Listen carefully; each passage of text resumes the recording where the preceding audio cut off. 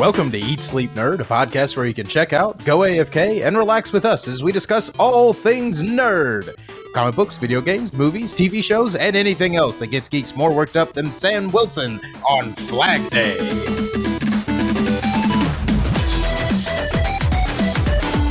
What's up, and welcome to episode number 61. I am your dorky DJ, Corey Winter, and in this episode, we are recapping the big announcements from the Xbox Video Game Showcase, plus we're discussing some production updates in the MCU and DCU, and more. As always, I am joined by my nerdy brother Josh Winter right next to me, and Jason Summer and Christian James. Hey up. What was that? And if you have not noticed, our YouTube watchers, we have a brand new studio. Woo! It looks so good. Look at that. And if you are audio only, you just need to go check it out because it's something to behold. We have a brand new desk, custom made just for us. We By have us. by us. For us, by us. We'll get to that in a second. That we Fubu have desk. a nice Fubu desk. we have a nice backdrop of displays, video. What do you call these? TVs. Video displays. Yeah. Yeah, Video video displays. displays sounded way better than TV. Yes. The longer you talk, the worse it got. Oh, yes. People, if you have not checked this out on YouTube, make sure you go do it. youtube.com/eatsleepnerd. We're feeling pretty good about this. We put in a lot of effort into making these tables. An Yeah. exceptional volume of effort. Excessive. Excessive. It's Very not- excessive. So we met on Monday for a little design plan. Built it with Legos. We had a step 2 design plan on Tuesday. More On paper. Legos. On Wednesday, we got the materials. On Thursday, we started building. Maybe we even started building on Wednesday. Did more building on Friday. Did more building on Saturday. So much so that we were up until 1 a.m. trying to get this sucker finalized before the recording today. But yeah, we have nice I feel like it custom-made was. desks. I feel like it was worth it. Yeah. Oh yeah, definitely. It's a good desk. And we did this, obviously, just a few months ago. We had our big studio unveiling. But that was a very podcasty setup. Fair. And this one's more video friendly, Right. more YouTube friendly. It's an anchor desk. Right. It looks more like a newscasting desk is the best way to describe it. I'm impressed by us. These tables, I often find myself having impressed. never built something like them before, No. we did a crackerjack job. They are perfectly even, perfectly square. Well, maybe not perfectly square, but I They fit. they fit. They fit They together fit each how other. we thought. Yeah. Yeah. Yeah. It did the thing nicely. Right. Yes. And something we haven't mentioned, we got swivel chairs. Swivel. We got swivels. We can swivel. We can do striking poses. I also have a swivel chair. No, we We can't. can, no, we do can't. that. I can't. I don't know how to strike a pose. Sorry, you can't do But this is exciting. This is the next phase of Eat, Sleep, Nerd. Remember what was that show on MTV where like they Punk'd. always had I don't know. it was like people competing to be Cribs. the next rap star or something like that. that. The host would Oh. always come out and be like, "Look, guys, shutting down the studio." Like every week, that's what they said. I don't know what it is. This is the opposite of that. It's like every 2 weeks, guys, we're getting a new studio. Yeah. Like- It's like something that you want to hear, but it's like you're doing it yourself. Yeah. Rather than just Yeah. getting it. It's cool, but it's going to involve a lot of effort. But all that to say, podcast people, this is a good opportunity to go check us out on YouTube. Yet again, youtube.com/eatsleepnerd to see what you're missing with your eyeballs. It is a sight to behold. The windows to the soul. And I'm saying this without actually knowing what this video is going to look like in post. So, crossing my fingies. Also, we have a lot of new stuff in play as far as just our setup. I have a lot of new buttons to push to get these video displays to work. We have actually a brand new computer set. We actually have 2 computers, actually 4 computers running right now. Yeah, I was going to say, technically, this is brought to you by 4 computers. Yeah. So if something goes haywire this episode, I apologize. We'll get better and better as we do this some more. But all of that. Yeah. I imagine that's what the response would be like. Applauding for ourselves. Yes. Yay! I mean, someone's got to. Yeah. But all of that to say, that's enough about us, except for there's some more about us. Christian, kick us off with what we've been geeking out on this week. You know, I've been I finished Strange New Worlds. Excellent. So yes. that was an exciting little run. And I'm going to interrupt you for a production note. People, Strange New Worlds Season 2 kicks off this week. It starts airing with the first episode on Thursday, June 15th. And if we can commit to it, we're going to be implementing our plan to do a next day recap reaction video for every single episode. So on Friday, June 15th, is that the correct date? Sure. Yes. Sounds Sure. right. We're going to be airing, potentially, like 50-50 confidence that we're going to be doing this, a Star Trek Strange New Worlds Season 2, Episode 1 recap and reaction video. So be on the lookout for that. And we have some surprises in store. Yeah. Some little And we well, have a you may special like. treat. Well, Whoa. assuming they Just get here a in treat. time. Yeah. True. Yeah. Putting a lot of faith in the U.S. Postal Service right now. But yes, be on the lookout for that. We'll be doing that every week until Season 2 ends. I believe it's 10 episodes. So, That Yep. said, what'd you think of season 1? yeah, Christian, you had never seen it before. Yeah, Christian was post Strange New Worlds on our show. Yeah, and I am also. This is my first Star Trek show. Yeah, So this was your watch. first Trek. Yeah. So it was mine too, but I had at Right. least seen Yes. the 3 Chris Pine movies. Had you seen those? The at Abrams, least? No, Abrams no. verse. Okay. Yeah, I mean, I saw the TV shows on like Next Generation, all those other older episodes on TV in passing. But yeah, this is like the first Star Trek thing cool. I've seen in a row. Yeah, like start to finish. Yeah, and you know, always got to say it. I'm sure it's been said before, but I almost called him Chris Pine. Old Mr. Pike. Captain Pike. Captain Captain Pike. Pike. Yeah, he's a looker, man. He kept me Nice. engaged.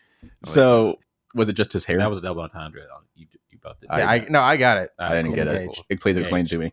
He kept Ah, me engaged. Yeah, Ah. engaged. I mean, that's a Picard thing. But Yeah. Yes. engaged. What's his punchline? Hit it? Hit it. Yeah. Hit it. Uh, Yeah. But his hair. His hair. Yeah, like Yeah, it's all in the hair. Pike's man. Peak. It's it's impressive. You know, it makes sense that his hair can stay like that because they're in space. Yeah, I like to think he has like a 0G something on his hair. Yeah. It just keeps it like that. Just gravity doesn't Just keep affect it. It's just like bing. Even when he's in turmoil, it's still peaked up. There was one. It actually swells based on the amount of danger. Yeah. Yeah. There was one episode where it was like the very first shot he comes out the elevator and it's just like taller than it had ever been. Yeah, Like- yeah, it was like- and it just still looked good. Yeah, it was like the 8th episode or something. Something like Like that, someone made a chart on the internet of how pointy his hair was in every episode, and I think it crescendoed at like number 8. They were really feeling good about like in hair and makeup how they're doing his hair. I Like- wonder if it was like an inside thing. Like, we're just going to make it bigger until they tell us to stop. Yeah, I know. And right around episode 8, director came out and said, "Whoa." Yeah, I've definitely been there before. Like one of my old restaurants, we had to have fajitas, so you have to heat the plate up so it can smoke. Yeah. you know, give it some ambiance.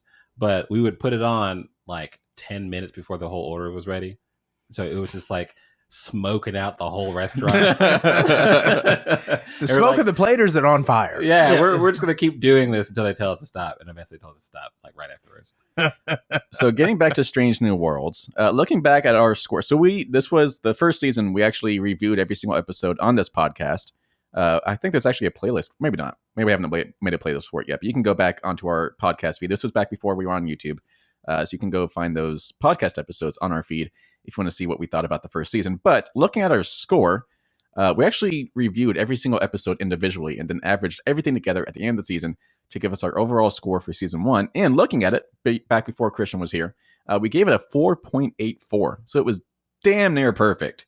And really, it was just the one episode that brought it down because it was so freaking weird. But all that to say, Yeah. how'd you feel about season 1? Yeah. What's your overall perception of the series so far? The elements of the show I very much liked. If we can keep Captain Pike around, I'll keep watching. Yeah. But like overall, even with the weird episodes, I didn't really mind. Yeah. Still like a 4 out of 5 for me. But Respectable. yeah, okay. I mean, the lowest of the group, but respectable. Yeah. Yeah, I mean, I could probably give it some little points here and there, but Yeah. it doesn't feel genuine. No, don't feel bad. Yeah, don't You feel know what? bad. I about yourself. respect that. It's fine. Christian. It is what it is. I respect that. So, Strange New Worlds, that's awesome. Josh, what have you been geeking out on this week? Just building this table. Yeah, this was a lot of time and effort and love and blood and sweat and tears. Yeah, I've done literally nothing but work, sleep, and do this table this week. Also, all the blood was just from Corey. Yeah, I was even wearing gloves. Like, I don't know what happened. No one else got a splinter. No one else got cut.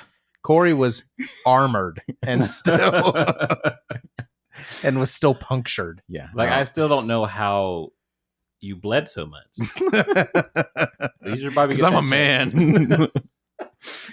No one makes me bleed my own blood except for me. checked. So yes, these tables were a labor of love. I didn't do much else this week either, but I did get some new mugs, which I'm just all about on this show. I don't know if you guys have noticed, viewers, that we like to have nerdy mugs just as little backdrops in our show that we drink out of. And See this week that. I I got did some see brand new Lego mugs. It's nice. This one's a little tongue face. Like, I also got some other ones, but is like it's snug. Like, does it pop? Do they have to pop them apart when you stack them? I don't know, Jason, if these stack or not. I've not actually tried, but it kind of looks like they do, right? I mean, Okay. I mean, just the neck versus the head hole. yeah, yeah. we'll give it a try. I mean, if it's coming from a Lego, Right. if they didn't make it stack, Yeah, right. like, come on. First off, I'd send it back Oh yeah. like immediately. Yeah. You guys do one thing. But anyway, so some programming notes before we get into something that Jason has for us. Yes. We have some plans for some future content. We have obviously Strange New Worlds coming up, but also The Flash, the big movie we have been looking forward to for months and months and months and months and months. Hey, try years. Literally years, a decade. Yeah. I figured that's why we could have a little clap. Took a decade Took a decade to get drag this. this thing across the finish line. But that one is finally coming out this Friday, June 15th. We have plans to watch it and review it. I'm not entirely sure when we're going to be airing this episode, but it will be coming next week at some point. So be on the lookout for that. It's going to be a big one. It's going to be, I think, Guardians of the Galaxy levels of our review for us. It's going to be probably an hour long, but we'll see how that one goes. So be on the lookout for that on our YouTube channel exclusively. So be on the lookout for that. We also have other stuff coming up. Secret Invasion. We might be doing a weekly recap show for that as well. We have Indiana Jones and the Dial of Destiny coming up. We have Mission Impossible. We have Oppenheimer. We have Barbie. a bunch of stuff. Twisted Metal. A lot of good things. A lot of good things. Lots of good things. Oh, We yeah, hope. thanks. We hope.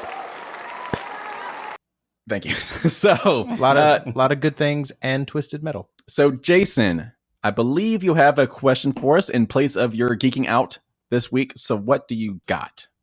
The question is, because this came up during a conversation at the homestead today, or this week, whether or not video game music is considered actual music and actual scores. So, knowing the answer is, of course, yes.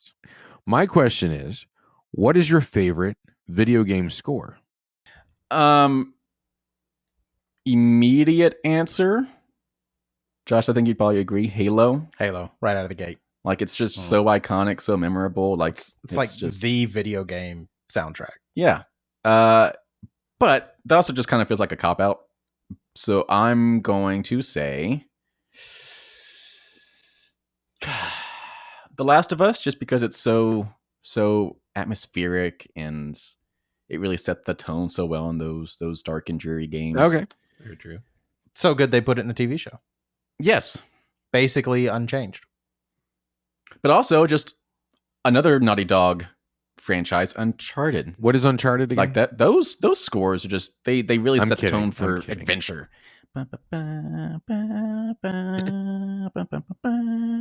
I didn't say I wasn't tone deaf. Oh, well. We all know now. But what about you, Christian? That's really hard to say. But I'd have to say Grand Theft Auto. See, for some reason I knew you were going to say that. I mean, there's not really a score in those games. Yeah, but the radio is Sort iconic. of. Yeah, like the radio stations are just like a thing. Those that are it's pretty funny. almost really known for. Okay. Yeah, I'm gonna say it. Best score in a video game is Talk Radio on GTA. Like that's what it is. Laszlo. Yeah. Yeah, Laszlo forever. Elder Scrolls Skyrim. Oh. Okay. He has the coolest name ever. Bear Grills. McCreary. He's done some really awesome video game stuff. God of War. Yeah. God of War. God of War. Is that your answer? God of War. Is that your answer? God of War is pretty great. Like the old ones were pretty good. I don't know if he did the music for the old ones, but he definitely did the music for the 2 new ones, and it's outstanding. It's on our demo playlist at work. Oh, actually, like okay. it's good. That's awesome. Like it's Yeah. really good. Okay. Yeah, that's up there. All right. That's up there. So Jason, what about you? So definitely Skyrim was a good one. And then Outer Worlds. But now my favorite is the reorchestrated and remastered remixed score to Final Fantasy VII in the remake, and it's just beautiful. Well, Jason, I have to say, out of all of the questions that you've blindsided us by, this is probably the best one. I appreciate this one. Thank you. I actually feel like I could answer this one, so that's something. But all that to say, let's get into the meat of our episode. Do you guys want to get into the nerdy news? Hit it.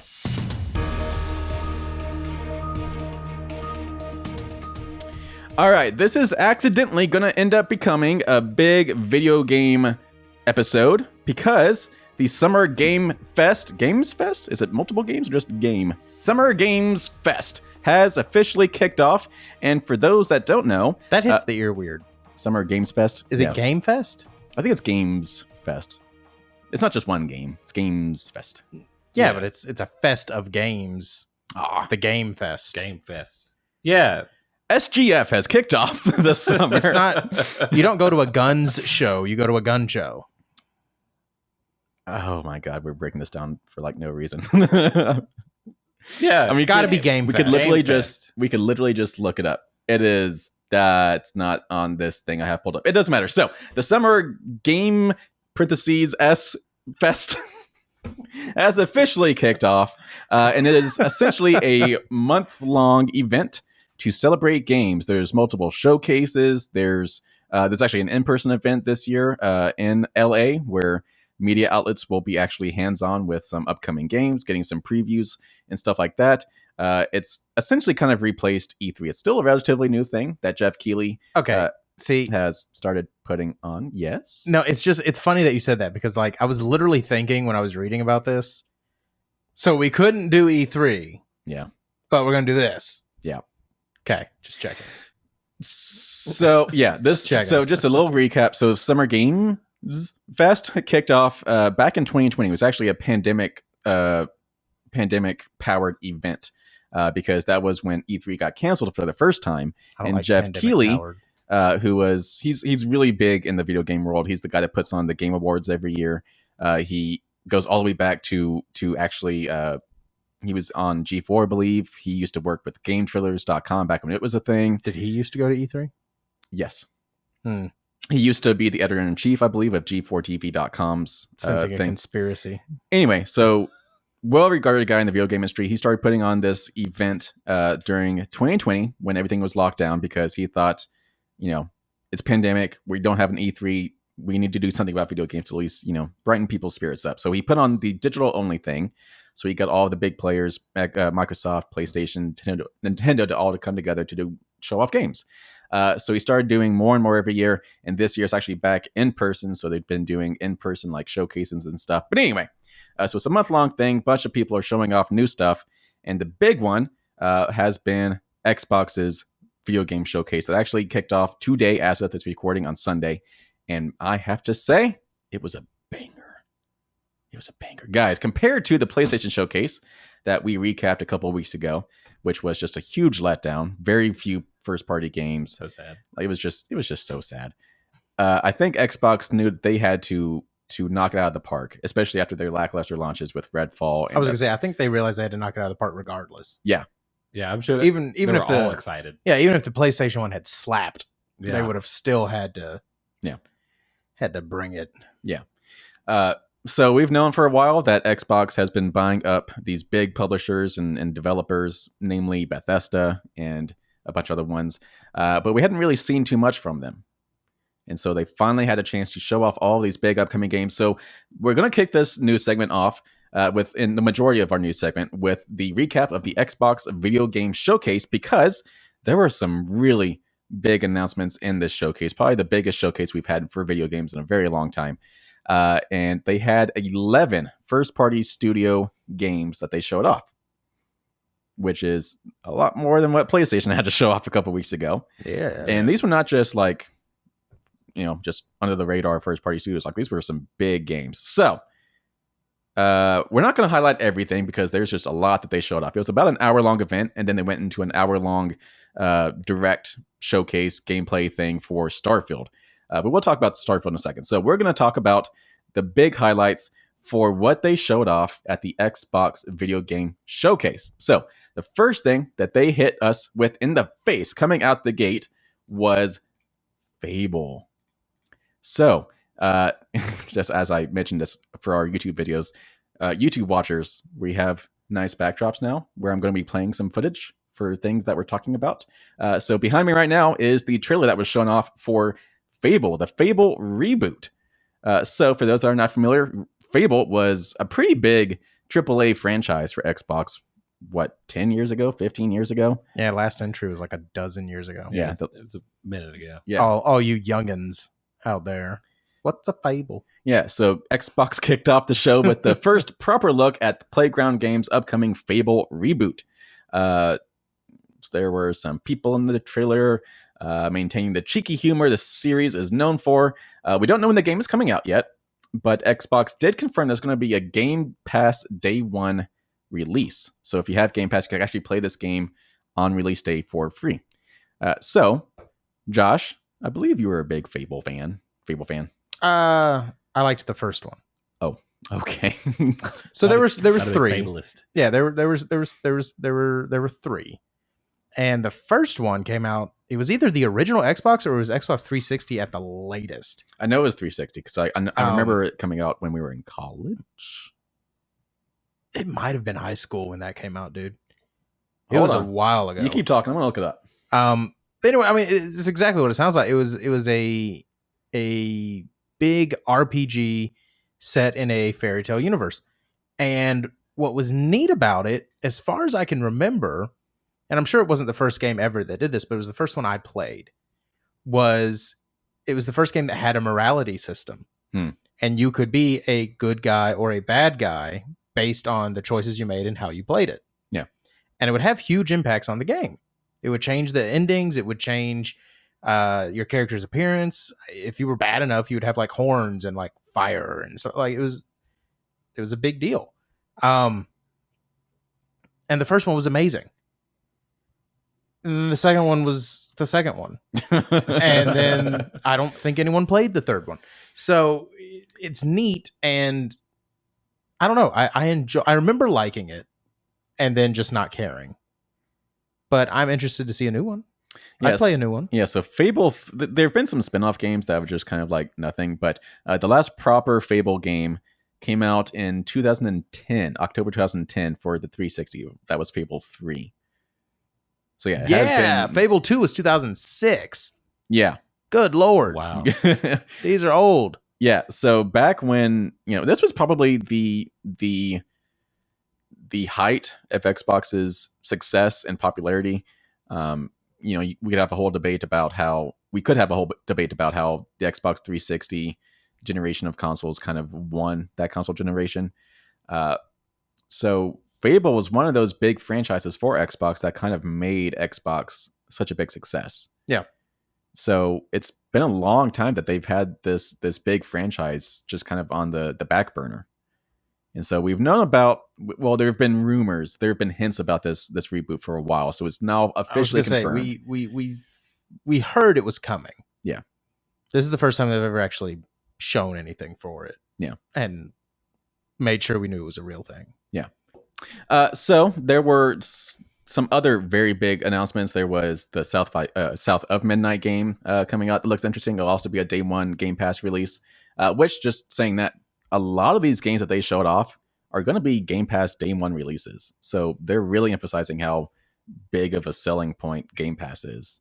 Like I a lot do of not like that. Really? I don't. It's not a sustainable business model. So you got to remember, both Microsoft and Sony have both said every time they sell a console, they lose money. Yeah. They are selling the consoles for less than it costs to make them. The assumption being you're going to make the profit on the games. Well, now they're trying so hard to fill their streaming services, which is essentially what Game Pass is. It's a streaming service. You don't own the content. You're borrowing it. Same as Netflix. Yeah. Now they're so worried about putting things out for that. Game Pass is $10 a month. Mm-hmm. That's a $70 game. Yeah. You have to have me for 7 months to make the same money. Yeah. They are banking on, hopefully, if they put enough on there, you'll just keep it forever. Yeah. So I don't know. If you're a hardcore gamer, that might be worth it. But like the casual gamer or the dads, I don't buy every game that comes out. I can't. Even the ones I get really excited about, half the time I don't get it when they come out. I don't have time. So, like, this is interesting. And if you're part of that crowd, that's a good deal.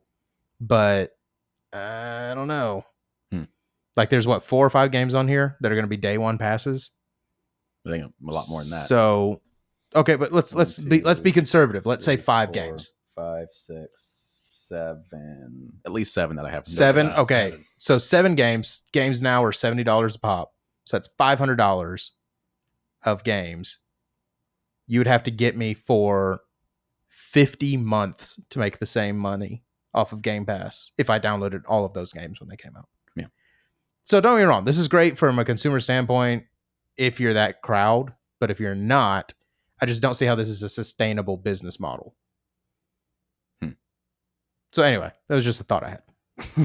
Or it might just be like a kind of like a misdirection. Not misdirection, what I'm thinking about. Reverse psychology, in a sense. Like you said, Game Pass is just a rental, basically. Mm-hmm. So maybe it's just more of a thing of getting people to get the physical copies and spend the money. I liked it so much, I'm going to download the physical copy. Exactly. Maybe. So you're getting them twice. You're getting the $10 for the Game Pass and then $70 for the game. Maybe. I know that was a tangent. I apologize. Yeah. But I was just looking at the list and I was just like, I don't know. So the next big game, probably the biggest game that got my attention, was a game that we've known about for a while. We've known that this studio, Ubisoft Massive, has been working on a Star Wars game, but we didn't really know what the game was going to be. We just knew it was going to be Star Wars and it was going to be open world because that's what Ubisoft Massive does. So they have finally shown off what this game is. It's Star Wars Outlaws. So Massive's Star Wars game has finally been revealed, and it's called Star Wars Outlaws. The trailer shows a lot of familiar Star Wars iconography, including cantinas, Rancor, stormtroopers, and more. Plus, there's an adorable animal companion that looks tailor-made for Star Wars toys. The game is coming out to Xbox Series X and S in 2024, and it's set to be open world. And I just have to say, a Star Wars open world game. Yes. It's kind of about time. Yes, it is about time. So, I mean, Jedi Survivor was open world, but it as I said in my review that you can find on our YouTube channel, it just felt a little claustrophobic at times because there's really only like 3 worlds you could go on. Right. But for a game like this, that's actually being billed as an open world, and looking at the trailer that we're seeing, like there's shots of Tatooine that we think looks like Tatooine because there's a cantina. There is in Star Wars land, even if it's not Tatooine, it's Tatooine. Yeah, but there's also what looks like some really nice cities, so probably Coruscant or Naboo. So it looks to be a big game if you actually get to go to all these locations. And just as someone who has Star Wars Galaxies in their top 5 video games of all time, I cannot wait for this game. Woo. You know what else would have been a really good Star Wars game? 1313. Yeah, you know what else would have been a really good Star Wars game? What? The KOTOR remake. Oh. Yeah. We don't know if it's canceled. Dude, come on. It's canceled. We're never getting that game. So, It's never coming out. No. So, new Star Wars game, open world, coming from Ubisoft. It's not EA. I don't think you're going to have a lightsaber. I don't think you're going to have a lightsaber. And I'm okay with that. Yeah. I like the blasters. There are more interesting people than Jedi. Yeah. So it looks like you probably, I don't know the details about the character you play as the protagonist. It looks like you probably play as a woman that's kind of giving me Han Solo vibes. That's what I was going to say. I think you're playing a Han Solo person. Yeah. But it looks awesome. Looks like you'll probably be flying some spaceships, so you can probably go in space, which makes sense for Star Wars. But it looks like a big action game coming out next year. I cannot wait for this game. Did they say when in 2024 or just 2024? 2024. So a lot of sometime. these games. So holiday 2024. Yeah, a lot of these games are just set 2024. So at some point next year, we're getting a bunch of stuff on Xbox. And I believe this one might be Xbox exclusive. Don't quote me on that, but that would make sense considering they opened up their show with this one. So I don't know. This might be an Xbox exclusive. But anyway, so that is Star Wars Outlaw. We also got our first look at Obsidian's Avowed. Avowed. So this one sounds like a Renaissance pirate. Avowed. Yeah. I was trying to think of another one. It's okay. So this one is coming from Obsidian. It's the long-awaited fantasy RPG with a release window for next year. The first big look at the game showed caves, spiders, bears, spellcasting, sword combat, and a ton of other fantasy elements. The game is coming to Game Pass. I believe it's yet again. Yes, Day 1 Game Pass on Xbox Series X and S sometime next year. Oh my. Yes. So this is the Elder Scrolls killer, right? I don't like killer. I mean, yeah, like it was made by a bunch of folks who like were like, so Obsidian did Fallout New Vegas. Oh, really? I don't know too much about it. Yeah, so Obsidian has kind of been like the backup team for Bethesda for a long time. And yeah, Fallout New Vegas. Yeah, so they did Fallout New Vegas. And then it was kind of like, like there's two teams that take turns making the Call of Duty so that you get a new Call of Duty every year. Mm-hmm. So for a little while, that's kind of what they were doing with Bethesda. Bethesda would make the big game, and then they'd make kind of the follow-up game. Okay. And apparently they wanted to do a follow-up game for Elder Scrolls, and Bethesda was just kind of like, nah, we're just going to do main entries with Elder Scrolls. Yeah. And then Obsidian was kind of like, well, we're going to make our own Elder Scrolls with blackjack and hookers. And that's the focus. And that's what Avowed is. Yeah, so looking at the notes, it looks like it was actually announced back in 2020. So we've known about this one for a while. We just didn't have any details about it. But yeah, so it is coming from Obsidian. Josh was correct. They did make things like Fallout New Vegas. Apparently they're working on Outer Worlds 2 as well. Now, is that Outer Worlds or Outer Wilds? Outer Worlds 2. They also work on other games like South Park Stick of Truth. So they've had a pretty Stick of Truth. Yeah, they've had a pretty varied. The South Park games are more fun than they had any right to be. Yeah, right. They should have just been stupid, but they were fun. Yeah. So yeah, looking at this one, this is one that I've just seen a lot of hype around. It's not really my thing. Yet again, it's fantasy, but it seems like it's probably going to be one of those big games for Xbox as well. So I believe that this one is also Xbox exclusive. Oh, I'll play it. I'll definitely play it. Okay. All right. Yeah.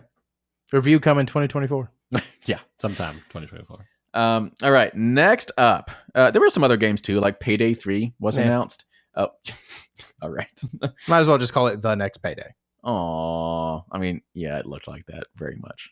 Like, very much looked like that. It's just not a deep concept. So the next big one that caught my attention, which was actually kind of surprising for me, considering what it is, Microsoft Flight Simulator. This one kind of made big waves a couple years ago because it was like the big reboot of the franchise that like became popular on Windows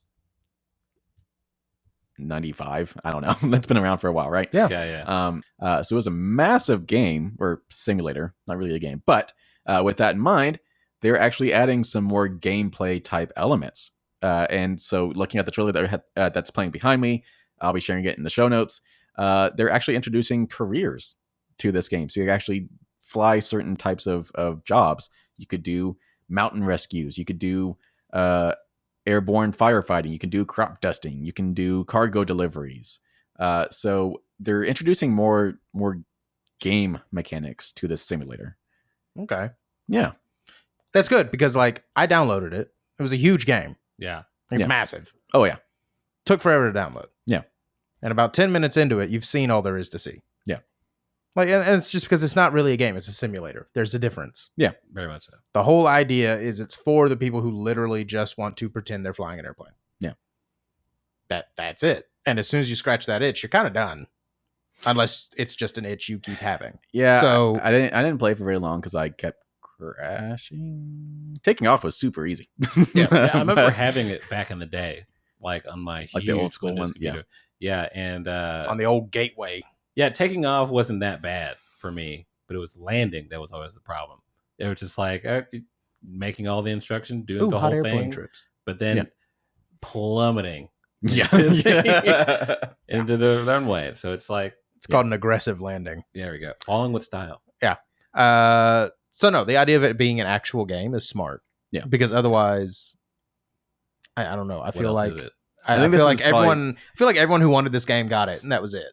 Yeah. I'm also kind of confused if it's just a sequel or if it's just an I think Like- it's an update. like an update, I think it's like an maybe? expansion. Yeah. it's not very clear. Like even looking at the article from IGN summarizing the game, it doesn't really detail it, but no. So it is coming out 2024, so next year. It is another one of those day one Game Pass releases. Yeah, Josh pointed out a quirky thing in this whole thing: the hot air balloon experience. Yeah, Like on top of carrying industrial things or delivery services, you want to add hot air balloons to this? Yes. Which, think about it, the only two controls you would have would be up and down. Up and down. Yeah. Boom. Done it. Yeah. That's about as simulatory as it gets.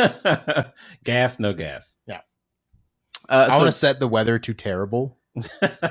Well, so that was And another then- thing. So, like, looking at this right here, like, you can actually like do scientific research, and they're showing a tornado that you can like fly in, like, take readings on. That's very interesting. So, yeah, this is definitely doing what I think they want to do, is renew interest in this game. Because I would definitely like to try some of this stuff. This looks fun. All right, just a couple more games. So we also got some announcements about Hellblade 2 coming out next year. Yet again, another day one Game Pass release. Still Wakes the Deep coming out early next year, which kind of piqued my interest, but I won't bore you guys with it because not too many details came out. The next one that really caught my eye, and this is one that we knew about already, but have not really seen anything on, is Cyberpunk 2077, the DLC of Phantom Liberty.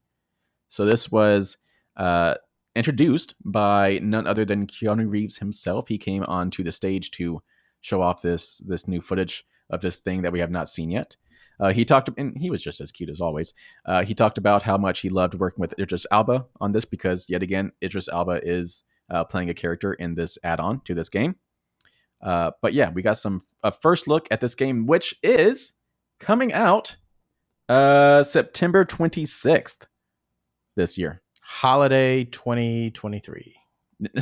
September 26th. Holiday 2023. That is Calling it. Holiday That's 2023. September 26th. They Holiday put it there. 2023. This It will be after Halloween. so this is an add-on to Cyberpunk 2077, which I think everyone knows by now has gone down in infamy in video game history as just one of the most tragic launches of all time. It just launched as a broken game, a big AAA game launched broken. We got to stress it launched that way, though. Yeah. If you go home and download this game today, you will have a blast. And I did. So I played it 2 years. So I got it on release day when it originally came out. And I didn't have any huge problems with it. I played it on my PS5. And it was fine. It crashed a couple times. But when I started realizing that it was not a finished game, I stopped playing it. But I finally picked it up 2 years later. So just a few months ago. What is time? And I loved it. I was enthralled. I was addicted. I wanted so much more once the story was over. It's like, oh my God, I can't believe this is done. And so I'm so glad they're actually finally giving us some DLC for it. because I was kind of worried with the state that the game was in when it launched that it would maybe make it so we're not getting DLC. But that's not the case. They're expanding the game, and I cannot wait. Yeah. I need more of this world. Yeah, Well, I was just like you. That I saw the dumpster fire that was that release, Yeah. and didn't jump on the bandwagon. So I might have to do that myself. Do it. You will not regret it. It is so good. It is Playing so on good. PC as I did, Oh Lord. my experience was not tragic. But Did you actually beat it? yeah, a couple times now. Oh, nice. And that's what I was going to say to you is that's the beauty of this game, though. You've beaten it, you've played it, Mhm. play it again, play it as a character you would not normally play it as.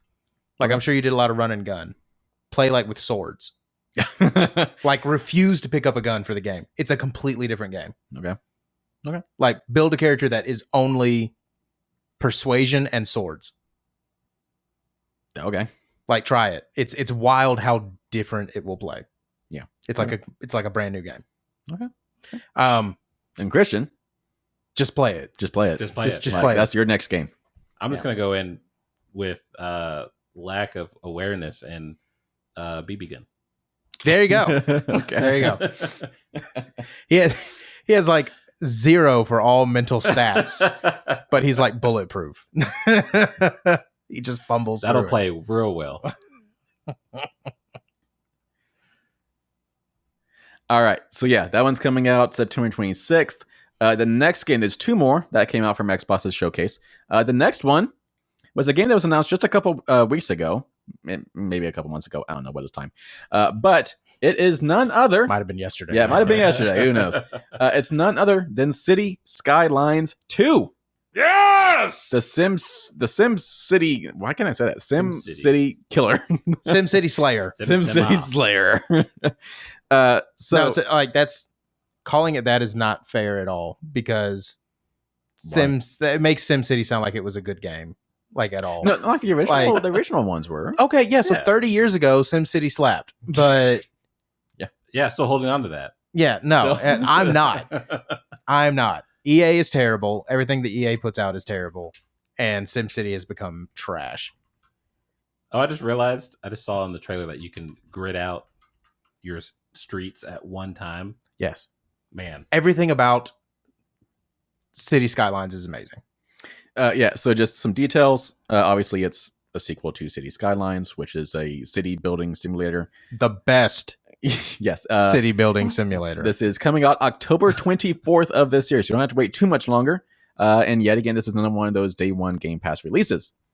But yeah, so City Skylines. This is, I believe, all right. as much as we don't like saying it very much, but you know, when Josh is right, I got to check this out. Yeah, because I was a big a Sims good time. guy, It's a good especially time. City on the Skylines is so tycoon good. It's so tycoon side. Like my tycoon theme park was packed out. like this will be a day one playing for me thing. on Game Pass. Yeah, this will be one of those that I pre-buy, and maybe I get to Oh. play it a day early or Wow. something. Yeah. You know, Yeah. like loved the first game. So excited for this one. I still play the first game every once in a while. Like it's holds up. It's amazing. Holds up. Yeah. All right. And then finally, Finale. the one we've all been waiting for. We finally got our first look at Bethesda's Starfield. Still not convinced this is a real game. Oh, Josh is such a Debbie Downer. I'm not a Debbie Downer. Okay, so setting this up, this was announced years and years and years ago. It's been billed as the next big thing. It's a Todd Howard game, and he does not miss. It's from the same people that made Fallout and all the Elder Scrolls games. It's going to be the same idea. It's going to be an RPG, but it's going to be an RPG in space. It is a space game. At times, Todd Howard has said it's going to be like a Han Solo simulator. It's going to be, he's described it as Skyrim in space. It's being built as a massive game, like a genre-defining, generational-defining game. And they've kept it under wraps ever since it was announced. Like, we got our very first look at the game last year. It was a very quick thing. But it's been delayed a couple of times. It was supposed to come out last year, but they pushed it back. We finally have a release date on it. It was announced as a September 6th release, I believe. But they knew that they had to show us something, and they finally gave us an hour-long, in-depth look at this game. They showed us all sorts of gameplay. Todd Howard kind of walked us through all of it. Like he gave us all the different things you can do. They gave us, an in-depth look at the ship customization, how the combat works. We got our first story trailer, so we kind of have a better idea of what the campaign's going to be like. I didn't take too many notes in this one because it was happening right before we started recording this podcast, so I didn't get a chance to do any breakdown on it. But I'll be sharing the Starfield Direct in the show notes. But some things that caught my eye is that you can actually switch between first and third person, so you can play it as either a first person shooter type of game or third person if you so choose. There you can. Oh, one thing that really caught my eye is there was a moment where he was in first person, where he was on a planet and he was looking up at the sky, so space, and there was like a very small moon in the very distance. And he said, "That's not just a backdrop. It's not just like a thing you can't reach. Like you can actually anything you see in the sky, you can travel to and explore," which was pretty cool. Like that really shows. It's a bold claim. It is. It's also something Star Citizen did a year and a half ago. But okay. Without loading screens. Why does Josh hate this game so much? I don't hate this game. I am severely skeptical of this game. And I can't even tell you why. I love everything Bethesda makes. Yeah. Like, I'm actually a huge Bethesda fanboy. Yeah. I promise I am. For some reason, I am so skeptical about this game. I have no idea why. Can't put my finger on it. I just have bad vibes about this game. So this hour-long thing, it really it gave me some renewed interest.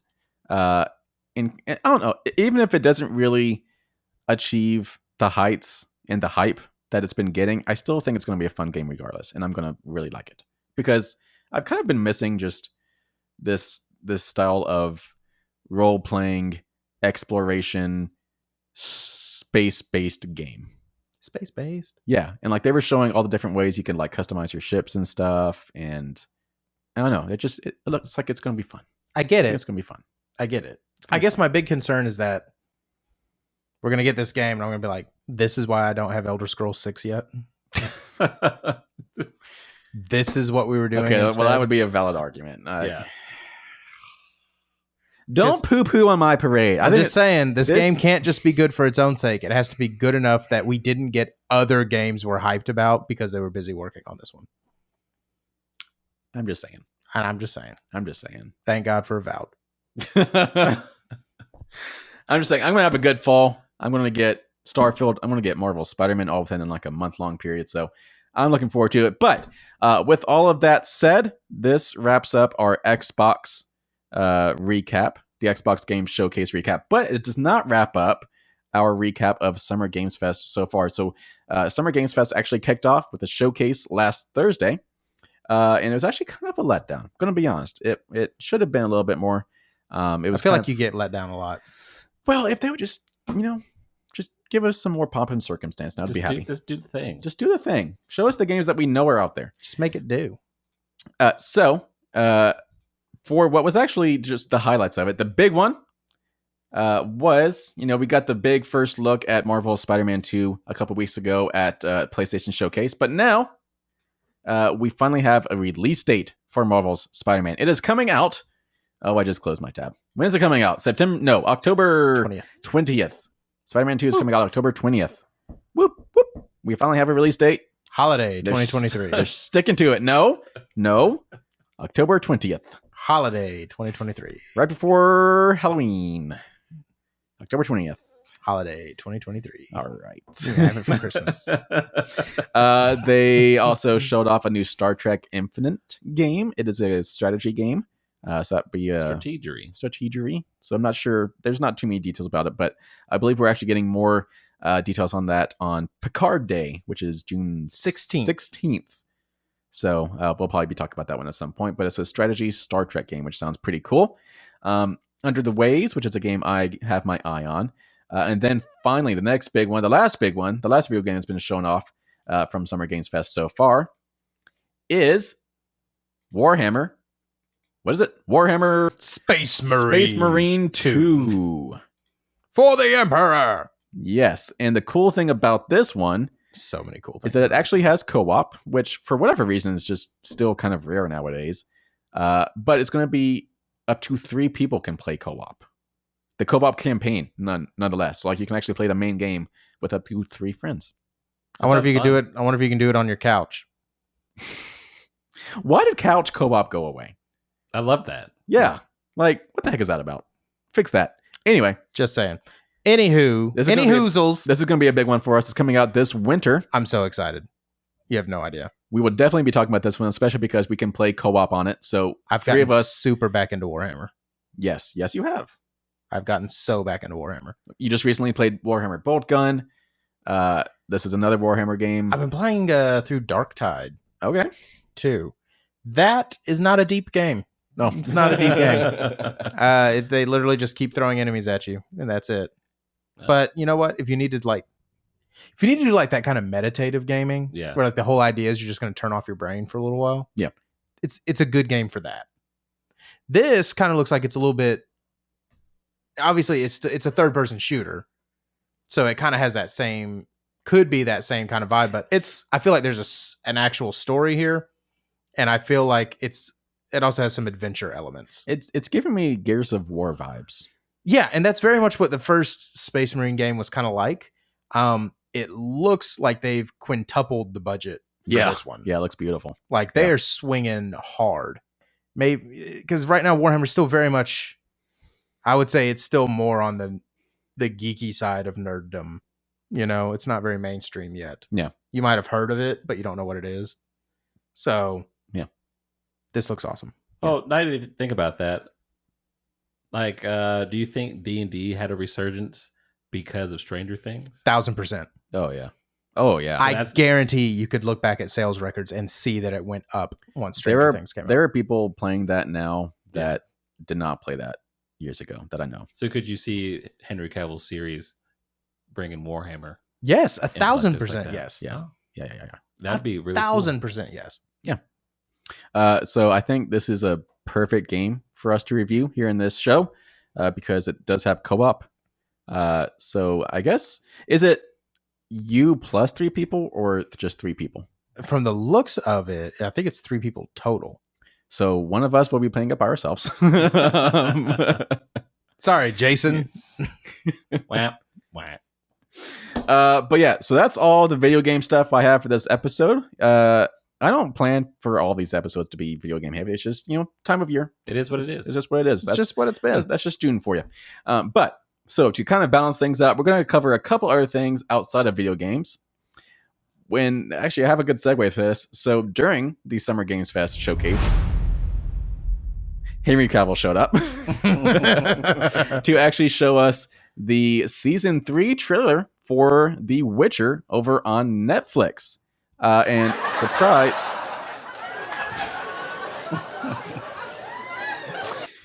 I'm laughing so I don't cry. Okay. This has just become so tragic. Continue. Surprise, season 3 actually drops this month. Yeah, June, like June 2 weeks. 29th. Yeah. Yes. So it's actually a 2-parter. It is so they're kind of doing it Netflix style, which is weird. The first part of season 1, it's 5 episodes, and it drops on June 29th. And then the second part of season 3 drops with 3 episodes on July 27th. So first 5 episodes this month, next 3 episodes to wrap up Henry Cavill's take on The Witcher next month. I think he would have a problem with you saying Henry Cavill's take on The Witcher. This is He plays The Witcher on a show. I don't think he would say it's his take. Oh. I'm just saying episode 5 better be like the most cliffhangeriest cliffhanger. It's why are they splitting it in 2? It seems And only a month weird. apart. The only thing I can think of would be, well, no, that doesn't even make sense. I was going to say maybe to give more time to finish up the effects and stuff, but 1 month is not, you know what I mean? Like that's just to keep it in the... I think 100% it's to try to get 2 months worth of subscriptions out of it. Yeah. Because, once Like- the news that broke that he was leaving the show, I'm sure people were like, well, it. I'll stay That's for what the Josh last is season. doing. And then, Yeah. like literally, I do not have a Exactly. Netflix subscription. I renew my subscription when there's a show that I like that comes out. Yeah. So for a long time, it was The Witcher, Umbrella Academy. No, that's it. House of Cards. Yeah, back House of back Cards, when yeah. we still had Kevin Spacey. Before we knew. Before. Christian's a Um, big proponent of Kevin Spacey. I chose my words poorly. But you know what I meant. I like Kevin Spacey's body of work. There you go. Well, let's get off this topic. Anywho, Yeah, this definitely doesn't cut off on work. yeah. So the point is, Netflix has become a very content-driven thing for me. If there's not something new on there that I want to watch immediately, like sit down and watch, I don't have a Netflix subscription. There's nothing on there that I just maintain my subscription for. Yeah. So this reads as a let's see if we can get 2 months out of Josh sort of thing. Because I'm sure I'm not the only one. Oh yeah, no. So otherwise, why would you divide up a short show? Like 10 episodes is not a lot of episodes. Yeah, because you would think that, bringing in Liam to take So, over. okay. It's definitely going to get canceled before that ever happens. That's kind of what I'm thinking. Yeah, it's, And I knew you were going to say that, so I didn't want to steal your thunder. But yeah, 1,000%. They are going to cancel this before that ever happens. because does he have a crowd? Does he have a crowd? Is he just Chris's brother? Basically. I mean, that's who he is to me. I mean, Yeah. for a while, he was Miley Cyrus's husband. But Yeah, no. and here recently also I've watched Hunger Games. And Yeah, he was in Hunger Games. Yeah, and I was like, is that enough people to No. bring them over to watching The Witcher? No. Probably not. No. But yeah, so we got our first look at that surprise drop. It's actually happening this month. It's Henry Cavill's last time on the show before he jumped ship over to Amazon playing some Warhammer characters. But yeah, so that's Warhammer, or not Warhammer. That's Witcher. But let's move into some movie news. So we got some small updates on some things. The first one being Andy Muschietti.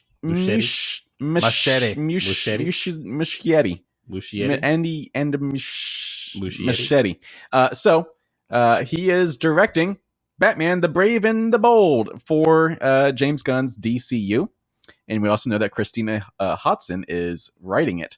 And if you don't know the name, he is the director of the upcoming The Flash film, which is getting rave reviews for the most part. It's getting mid reviews. It's getting reviews. We'll just say that. Some people have called it one of the best superhero movies of all time. The people who made it. Tom Cruise. It's just, have you guys seen the reports about how since Warner Brothers doesn't want to use Ezra Miller that much in publicity, they're actually like bringing in other people that have seen the movie, like Tom Cruise, to do PR for it? Wow, That's kind of sad. wild. Yeah, That's kind of wild. Yeah. So like I know What a weird time to be alive. it's like Ezra is going to be at the premiere, but that's pretty much it. So all other Yeah, they're press having events- a one filming premiere. So, so Andy Muschietti seems Muschietti. like he's Muschietti. doing good things over in DC. So Has we're he gonna done keep him anything around. other than The Flash? Yeah. I don't. Andy Muschietti. Because here's my thing. Here's my thing. It's Batman. We just can't have anybody directing Batman. He has done very little. He did It, and It Chapter 2. It was okay. I And liked it. was it Mama? Mama. That was his first theatrical film, it looks like. He's done horror. He's done a lot of horror. It's interesting. Hmm. Okay. Yeah. Hmm.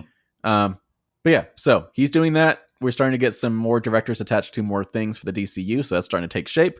Let's do one more DCU thing.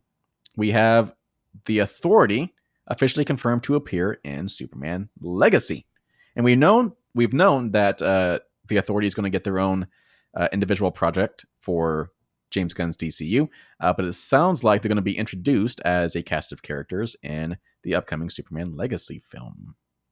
Boo. But, No. why boo? Boo. Why boo? Why boo?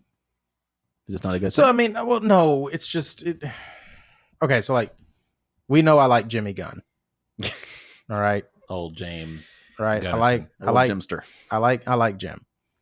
That being said, I think everyone had the concern that he would be weird when they said that he was going to get to create the new DCU, right? Like that was the concern. It's not that he's a bad filmmaker. It's not that he's a bad storyteller. It's that he has a tendency to do weird things. Yes. I feel like he's letting some weirdness encroach upon Superman. And it's just like, can we just let the Superman movie be about Superman? Like, am I being a butt? I mean, yes, but Yeah, of course. James Gunn's never let me down, especially when he introduces those characters that traditionally we have not cared that much about. I mean, Slither was a cinematic masterpiece. He made Guardians of the Galaxy mainstream characters. Before that, no one really knew who they were. Okay, and that's fair, but here's the difference. The main characters in Marvel had already gotten successful movies. Mm-hmm. We haven't gotten Superman's successful movie yet, and we're already introducing weird side characters. Yeah.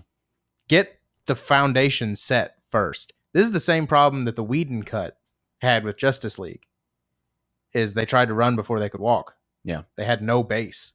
Yeah. So don't get me wrong. I'm sure a lot of foundation laying is going to be set up with the first project, Creature Commandos. You get what I mean, though? Like, this is... Like, it's we said officially, this is reportedly how it's going to be. Yeah, reports coming from the Hollywood Reporter. Yeah, and they usually actually have a pretty good track record. Yeah. But I just don't want it. If they're in it, I want it to be like a teaser at the end. You know, like they show up right at the end as soon as Superman's done saving the day and he's like, oh man, I got to deal with this crap. Like, that might be okay. But that'd be a nice surprise. Yeah, but like I'm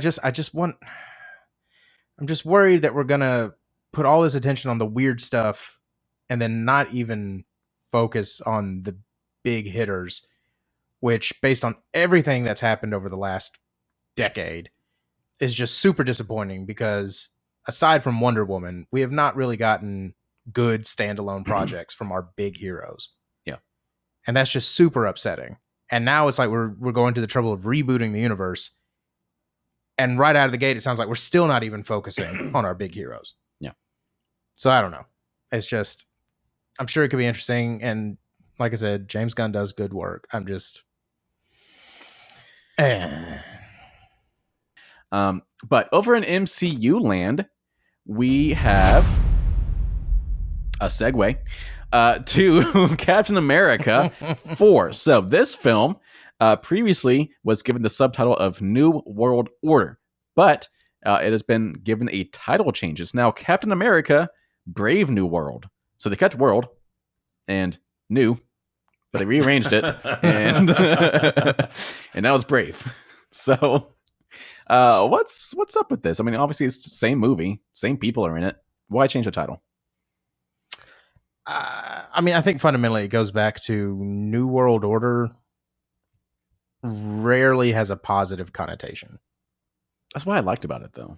Yeah, but remember, the MCU is kind of in the middle of a very subtle rebrand. Okay, this has been the first phase that hasn't been universally beloved by everybody, and so By you. No, but I mean, know, just yes. like, let's pull up Twitter real quick. We'll start with Love and Thunder, and we'll go from there. Why would you start there? That's rude. Apparently, even Chris Hemsworth kids hated that movie, which is hilarious. Yeah, one of them was in it. Yeah. Anywho, no, I'm just saying, it's not like it was a dumpster fire, but for the first time, it's not. Everyone wasn't just saying, "Oh, the MCU is the best thing ever." They don't have misses. You know, there have been arguably some misses. Even you didn't really like Ant-Man. So, speaking of Chris Hemsworth, he actually gave an interview where even he, who had not watched it, kind of explained what I was feeling about Ant-Man and why it was not good. It's that Ant-Man succeeded when it was like a grounded Small story. Yeah, Yeah. they try to make Ant-Man too big. Yep. Hashtag irony. Yeah. So yeah. Anyway, but my point is, Brave New World sounds hopeful. It sounds optimistic. Sounds like we're heading in the right direction. Yeah. New World Order sounds scary and bad. And again, I get what you're saying. That could be an allure. Yeah. But we're going for widespread branding. Yeah. So I don't know. I'm thinking, if I had to guess, I'd say that's why. Yeah. We did get an official first look behind the scenes at Harrison Ford with Anthony Mackie. So I'm assuming they're going to CGI the mustache on. Possibly. I thought it was confirmed he wasn't going to have one. Yeah, it is. It was a joke. Oh, But I mean, like, why not, though? I don't know. Does Harrison Ford just not want to have a mustache? Probably. Yeah, you don't tell Harrison Ford what to do. So this film is hitting theaters on May 3rd of next year. But yeah, so a retitle there, which is interesting. We do know now, well, we don't know officially, but reports are saying that a follow-up already is in the works for this movie. And while unconfirmed, this could be the long-rumored World War Hulk project, which is, I'm surprised I got through that, because we know a bunch of Hulk characters that we've seen previously in the MCU will be in this Captain America 4 film. And so maybe this is kind of like a backdoor pilot to a proper Hulk franchise again. Maybe. Only if Disney's ready to give Universal a lot of money. Or buy Universal. Or just call it, this is not a Hulk film. Like, well, I also see like the next year or year and a half, breaking news, Disney buys Universal. Yep. So they can make a Hulk movie. Yeah, I would not be surprised. So yeah, that's Captain America Brave New World, possibly some spin-offs from it, if not further movies. So, what else? Oh, one more story for this episode.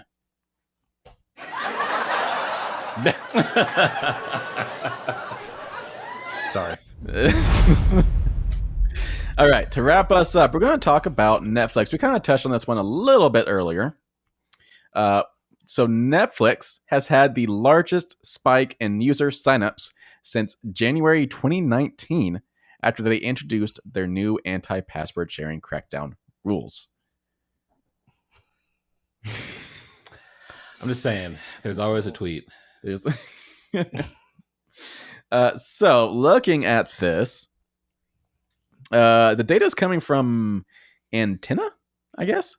So on May 23rd, Netflix began notifying U.S. customers that they will start rolling out their password sharing crackdown and limiting households to certain accounts where if you want to add more people, more sign-ons, you'd have to add an extra member. And since then, Netflix has had the 4 single largest days of U.S. user signups since January 2019, when Antenna first began tracking the metrics. Josh is over here cracking up. What is happening? Well, it's so dumb. It's the dumbest. It's the dumbest thing I've ever seen in my entire life. It's like, you know what it makes me think of? It makes me think of like when they started putting out the commercials and the news stories about, oh, the military is 95% vaccinated. Yeah, you said you'd fire them if you didn't. You just said you have to have a password or you have to have a subscription. Our subscription rate jumped up dramatically. Yeah. Well, yeah, you made them. Like, this is a story that isn't a story. I don't know. It's just dumb. Yeah, and it's like so just, dumb. Just like the way it's worded. It's like something major happened. Like, no, that is obvious. Yeah, like it got good again. Yeah. Yeah. Yeah. Like, what did they say? It was like 73,000 a day over a 3-day weekend or something. Yes, an average daily sign-up rate of 73,000 between May 25th and 28th, a 102% increase from the prior 60-day average. Okay, so what really happened is a couple of weekends ago, 220,000 people logged in and realized they were not the primary user on their account. Yeah. And they had to pay $8. That's what happened. At the same time, those same people were like, oh, I value this subscription and this service. I want to keep it going by paying it for it myself. Yeah, and I don't know why they would do that. Yeah. Like, said no one ever. Yeah. I value this. Another interesting note is that the Netflix US cancellations for the same period were less than the number of signups. So the number of signups actually canceled out the number of cancellations. So they were actually still in a net positive for accounts during this time period. For number of accounts. Yeah. If enough of those people who left were paying for their own, then that would cost at least twice as much as the $8 that the new signups got. So this could be a little bit of a spin, and I would like to know revenue amount. Yeah. Like, let's see what the quarter results revenue-wise look. In August, I guess, is probably when they'd release it. Oh, So, anyway, point is, just because the number of accounts created, in parentheses, because these people were already watching, you just made them start paying, might have outpaced the number of cancellations, but I wonder if the money is going to show the same trend. Yeah, if you had like 200,000 people paying $16, and then a month later you had an extra 100,000 people paying $8. Yeah. Overall, you lost money. Yeah. So I know, we'll see. Netflix sucks. Moving on. Yeah. Well, as for moving on, that is the end of our show. So, people, I need you to go subscribe to our YouTube channel, youtube.com/@eatsleepnerd. While you were there, click like, click subscribe, click the bell icon, leave some comments, and share this show. We have a lot of cool stuff coming out soon. The Flash review, Star Trek Strange New World Season 2 recaps, Season 2. Secret Invasion recaps, Indiana Jones and the Dial of Destiny, Mission Impossible, Oppenheimer, Twisted Metal. It all is just going to be right here on our YouTube channel. Lots of cool stuff coming out. And now we have a fancy new studio for you to watch us in. Woo! Woo! So in the meantime, people, don't forget, next week we're going to have the Flash review. We're going to have the Strange New Worlds review and more. So Jason, in the meantime, what should these nerds be doing? Oh, well, that's simple. And if they don't know, they should be doing these things: eat, sleep, and nerd. Take it easy, people.